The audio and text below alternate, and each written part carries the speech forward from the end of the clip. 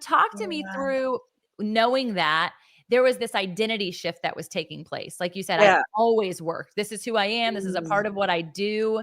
How did the identity shift kind of transpire, and in what processing as you were developing the business? Yeah, I mean, was raised in the church, and I was raised with, faith, and my husband fortunately is also a man of God, and I think like our relationship, and Yeah. he just has also like grown my faith Yeah. also. And so I Yeah. think like just having that like firm foundation, literally, like having that was so helpful, because obviously I'd be lying if I said there were times where I didn't, I've never had imposter syndrome. Like Right. That was literally my because next like, question. I'm so glad you said that. no, because like I'm human, you know what I Yeah. mean? I Yeah. also I've always struggled with like stress and anxiety, and like especially in like leadership positions, Yeah. there's pressure, and Welcome it's to entrepreneurship, AKA stress and anxiety. like, or a gift, Tamra. Okay, I'm being no, checked. but but it can be, Yes. and so I think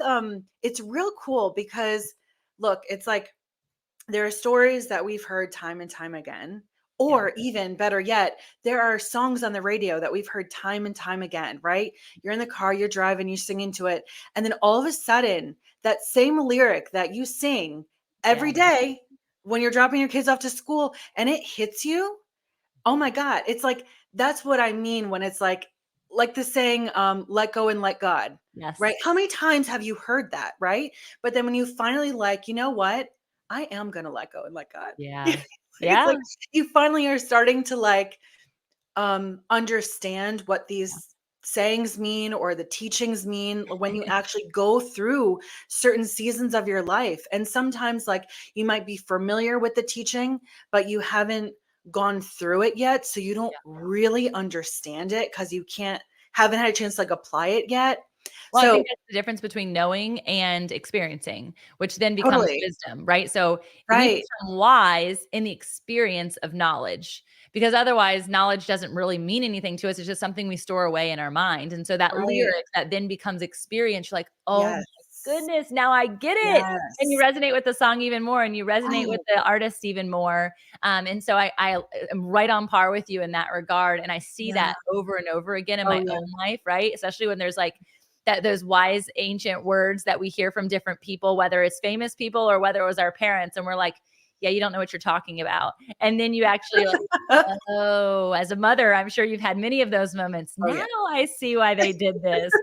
Okay. It was just strategic so that they didn't lose Yeah. their mind. Or it was just Yeah. strategic so they would finally go to bed, right? Like it was just Right. it's funny to Right. experience it and then have that as wisdom. Yeah.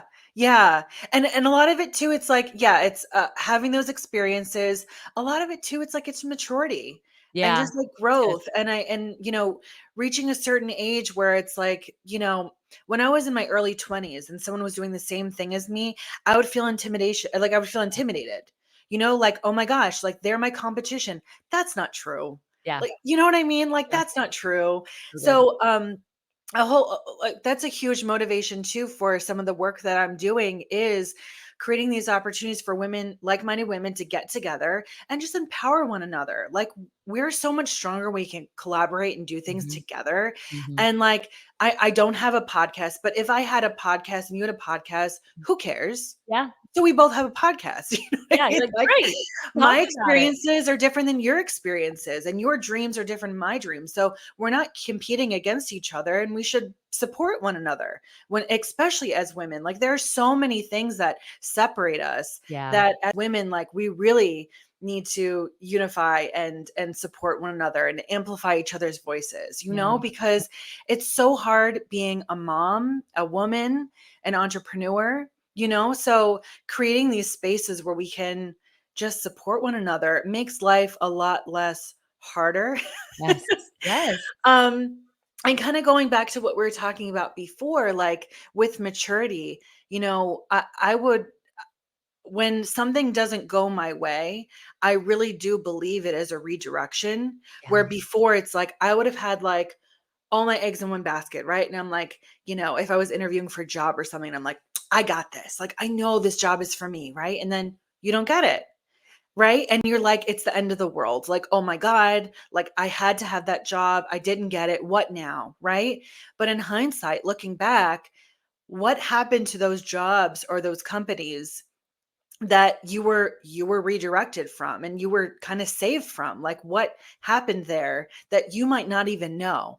Or Right. like this more my brother-in-law said something that I love, like, if there's traffic or he's running late or something, he's like not going to stress about it because he's like, there's a reason. Maybe I'm being saved by an accident or something. So this morning when you were like, oh, I'm running late, and I'm like, it's okay, there's a reason. Maybe Yeah. people wanted to sign in a little bit later and they wanted to hear what we had to talk about. Like, there is a reason for all of it, and we'll never have the answers to Yeah. why, but we just have to believe that that's we're being saved and directed in a Well, way his that's ways for are us. higher, his thoughts are higher Right, than our ways, and that's the piece right, of trusting, right? And that's right. really what I think if we were to take away the stress and anxiety, like hilarity of an entrepreneurship, but we were to put experience and trust, like we get to Yes. experience God through entrepreneurship like no other career path. You get to trust God. You have to trust God in some regards, but having to or getting to, right? It's like that area of understanding as you were speaking, one of the sayings that came to mind that people might have heard before is like,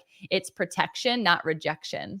Right. Ooh, I like And if we that. receive it as rejection and like, I'm not good enough, they didn't invite me onto their show. I wasn't invited to their stage. They said no when I gave them this invitation to be a part of some collaboration, that Sure. it's okay. Like that also is the sovereignty of God because he's protecting you from something you're unaware of.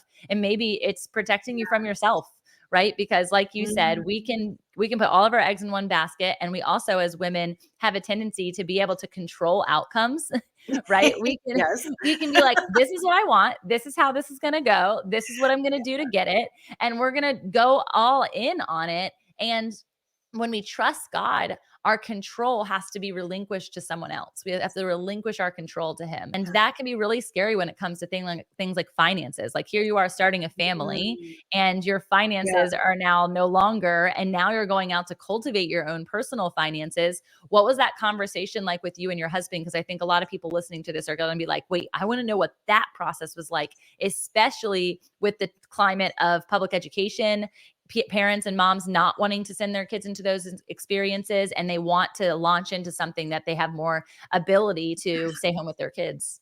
Yeah. As you were saying that, like, uh, I feel like our family song is Firm Foundation. And there's a Such a line in that song, and I really hope I don't mess it up, but it's, he's faithful for through generations. So why would Mhm. he fail now? He Yeah, won't, yeah. Well, you it's funny know? that you brought that up. I've been doing over and over when that song, because we sang it on Sunday, is he can't.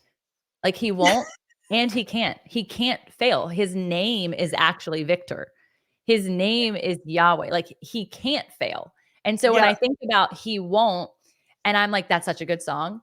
I Mm, think like that still requires my trust to think mm. he won't. I like he won't. Okay, he just won't.